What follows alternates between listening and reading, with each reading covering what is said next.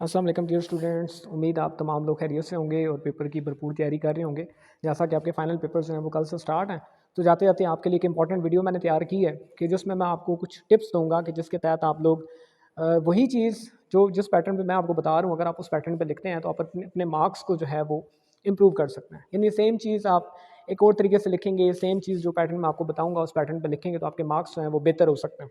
तो ये टिप्स हैं जो कि मैं आगे आप लोगों से शेयर करने जा रहा हूँ। तो पहले नंबर पे जो पॉइंट आप लोगों के पास आता है कि आपने क्वेश्चन को देखना है। अगर कोई क्वेश्चन जो है वो है डिफरेंशिएशन वाला या कंपैरिजन वाला, यानी जिसमें डिफरेंशिएट करना हो या कंपेयर करना हो, तो उस क्वेश्चन का आंसर आप लोग किस पैटर्न पे लिखेंगे। मैं आप लोगों के सामने 2 पैटर्न रखूँगा और फिर आप लोग गेस भी कीजिएगा कि कौन सा पैटर्न जो है वो ज़्यादा बेहतर है। इसमें आप लोग देखें कि क्वेश्चन आया जी डिफरेंशिएट या compare the solid and liquid state. तो बच्चा जो है वो इस पैटर्न पे लिख रहा है। ये पैटर्न आपके सामने, यानी वो उसने 2 पैराग्राफ्स बना दिए और डिफरेंशिएशन कर दी दोनों के दरमियान, और ठीक ही है, जो कुछ बच्चे ने लिखा है वो बिल्कुल ठीक है, उसको हम गलत नहीं कह रहे। लेकिन अब आप लोगों के सामने इसी क्वेश्चन का आंसर एक और तरीके से आ रहा है, जो कि ये वाला टैबुलेटेड फॉर्म बेहतरीन। जैसे ही एग्जामिनर इस क्वेश्चन को, इसके आंसर को देखेंगे तो वो लाजमी बात है कि आपको फुल मार्क्स उन्होंने देने ही देने हैं, वो आपको ग्रांट कर देंगे। लेकिन अगर पैराग्राफ की शक्ल में लिखेंगे दैन एग्जामिनर को थोड़ी मुश्किल पेश आती है उस चीज़ को पढ़ने में, सारी चीज़ को देखने में।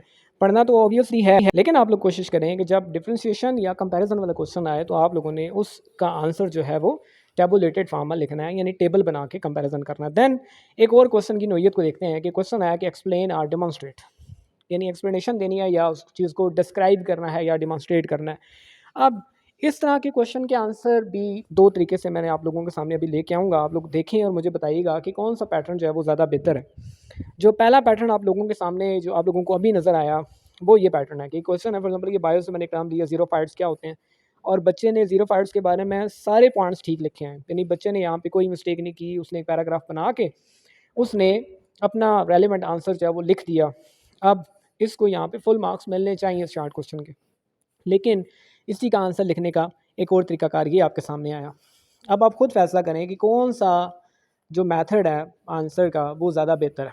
तो ये इसकी प्रेजेंटेशन इस मेथड की बहुत बेहतर है एज़ कम्पेयर टू नंबर 1। तो आपने एक्सप्लेनेशन वाले क्वेश्चन जब आते हैं तो आप लोगों ने उसको कोशिश करने के पॉइंट्स में बुलेट्स बना के उसको बाकायदा हेडिंग हेडिंग दे के, और जो इंपॉर्टेंट टर्मिनोलॉजी है उसको बोल्ड करके लिखें। नेक्स्ट हमारे पास आता है जी, जो नंबर 3 टिप मैं आप लोगों को देने जा रहा हूँ वो है जी कि आप लोगों के सामने यहाँ पे टॉपर्स के पेपर्स आ रहे हैं। ये पेपर्स फेडरल बोर्ड की वेबसाइट पे अवेलेबल भी हैं, लेकिन मैंने कुछ सैम्पल्स जो हैं वो आप लोगों के लिए निकाले हैं। आप लोग फेडरल बोर्ड की वेबसाइट विजिट करें, वहाँ पे देखेंगे जो टॉपर्स होते हैं, जिन्होंने नंबर 1, 2, 3 पोजीशन ली होती है, उनका पेपर किस तरह से होता है। अपनी प्रेजेंटेशन स्टाइल को उन पेपर्स की तरह करें, ताकि आप लोग वही बात जो आप लोग लिख रहे हैं वही बात वो लोग लिख रहे हैं, लेकिन उनका लिखने का तरीका क्या है और आपका क्या है। ये आपके सामने पेपर्स जो हैं वो बारी बारी आ रहे हैं। ये मैथमेटिक्स और इसी तरीके से, यानी किस तरीके से आप देखें कि प्रेजेंटेशन कैसी है विदाउट एनी कटिंग, और हर चीज़ जो है अपनी रेलिवेंट जगहों पे। आगे डायग्राम्स भी आएंगी, आगे बायो का पेपर आएगा, और बस ये दिखाने का आपको मकसद ये है कि आप लोग इस तरह की प्रेजेंटेशन को फॉलो करें और सेम चीज़ लिख के, लेकिन उसका स्टाइल चेंज करके, उसको प्रेजेंटेबल शक्ल में लिख के आप लोग मैक्सिमम मार्क्स गेन कर सकते हैं।